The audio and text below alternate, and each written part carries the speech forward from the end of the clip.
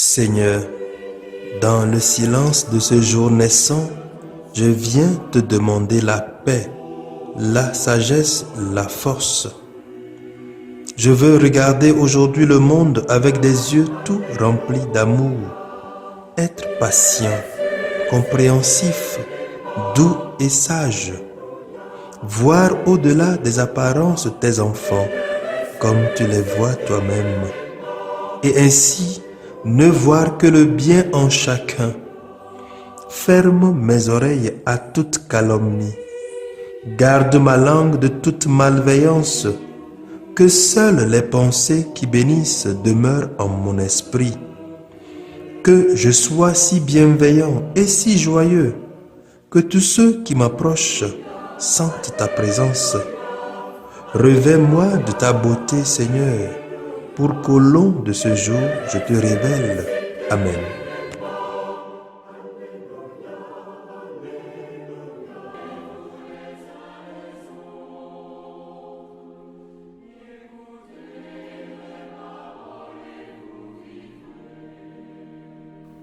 Écoutons les textes de ce jour lus par le Père Éric Coutor SMA et commentés par le Père Pierre-Paul Anani SMA.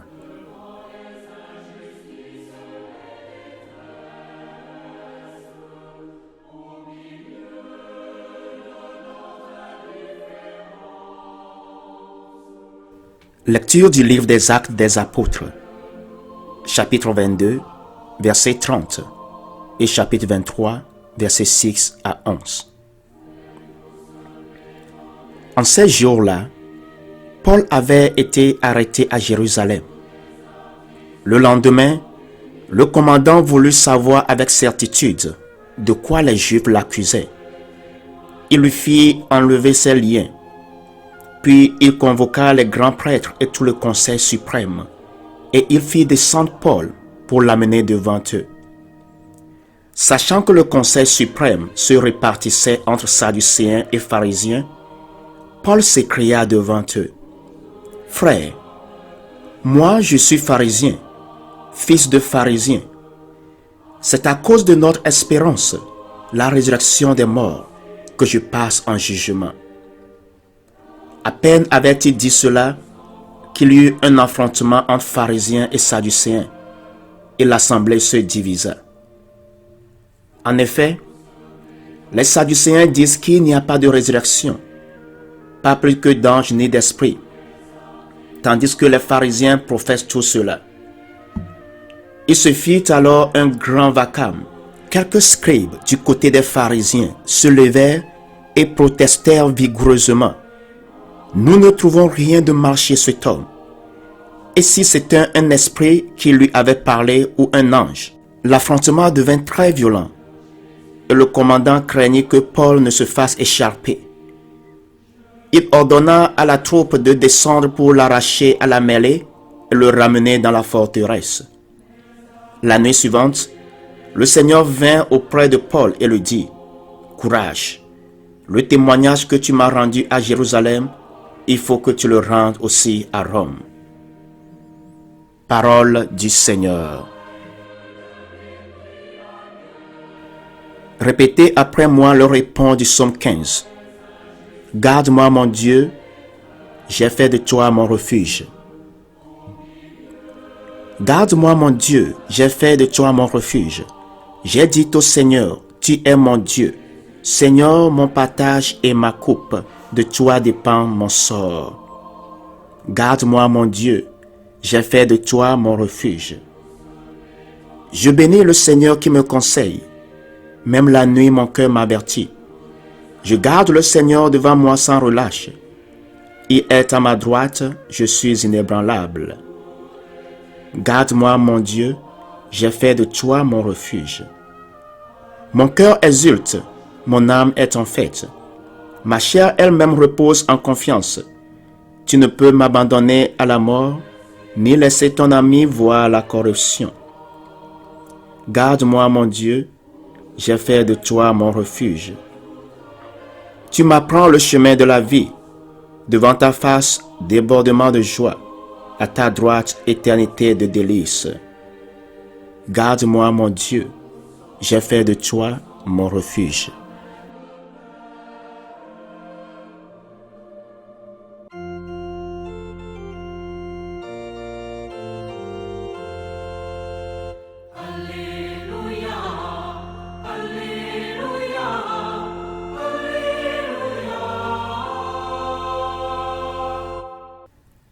Que tous soient un, comme toi, Père, tu es en moi, et moi en toi, pour que le monde croie que tu m'as envoyé.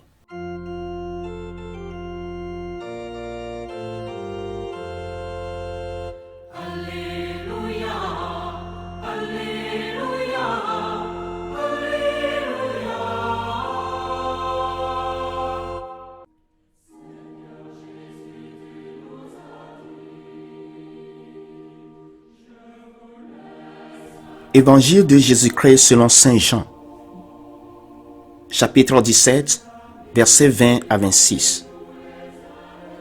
En ce temps-là, les yeux levés au ciel, Jésus priait ainsi. Père Saint, je ne prie pas seulement pour ceux qui sont là, mais encore pour ceux qui, grâce à leur parole, croiront en moi. Que tous soient un, comme toi, Père, tu es en moi et moi en toi. Qu'ils soient un en nous, eux aussi, pour que le monde croie que tu m'as envoyé. Et moi, je leur ai donné la gloire que tu m'as donnée, pour qu'ils soient un, comme nous sommes un. Moi en eux et toi en moi. Qu'ils deviennent ainsi parfaitement un, afin que le monde sache que tu m'as envoyé et que tu les as aimés comme tu m'as aimé. Père, ceux que tu m'as donnés, je veux que là où je suis, ils soient eux aussi avec moi, et qu'ils contemplent ma gloire, celle que tu m'as donnée, parce que tu m'as aimé avant la fondation du monde. Père juste, le monde ne t'a pas connu, mais moi je t'ai connu, et ceux-ci ont reconnu que tu m'as envoyé. Je leur ai fait connaître ton nom, et je le ferai connaître, pour que l'amour dont tu m'as aimé soit en eux, et que moi aussi je sois en eux.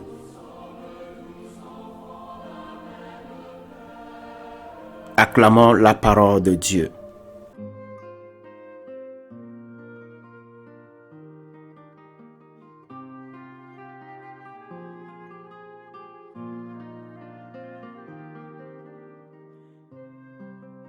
Jésus donne sa gloire, la gloire qu'il a reçue du Père à ses disciples. Et il prie pour que cette gloire s'étende à tous ceux qui croiront en lui. Mais nous ne devons pas nous faire d'illusions au sujet de ce que Jean appelle gloire. La gloire de Dieu ne signifie pas sa toute-puissance, ni son savoir infini, ni sa création du monde à partir de rien. Elle fait référence plutôt au don qu'il fait de sa vie à ses amis. La gloire que Dieu donne à Jésus n'est pleinement manifestée que sur la croix, où l'amour de Dieu, qui s'offre lui-même, ne s'isole pas dans sa splendeur, mais s'anéantit lui-même en servant humblement l'humanité pécheresse. Jésus prie pour que l'amour de Dieu pour lui vive en nous. C'est dire que le but de notre vie chrétienne est notre propre divinisation, alors même que nous restons des êtres humains. Ce but ne peut se réaliser que si nous acceptons de participer à la croix. Ce n'est que par l'humble service des autres que nous pouvons refléter la gloire du Fils, qui est la gloire du Père. Vivre la croix dans notre vie quotidienne et ainsi montrer la gloire de Dieu au monde n'est pas chose aisée. Mais nous ne sommes pas abandonnés, ni laissés sans aide, Parce que nous sommes incorporés à l'Église, qui est le corps du Christ. Nous avons les sacrements. L'Esprit Saint nous est donné pour nous accompagner comme il a accompagné Saint Paul dans son ministère, à travers toutes les contradictions qu'il a vécues. Que ce même Esprit Saint demeure sur chacun de nous, tous les jours de notre vie. Que chaque famille puisse faire l'expérience de l'unité qui existe entre Dieu le Père, le Fils et l'Esprit Saint. Amen.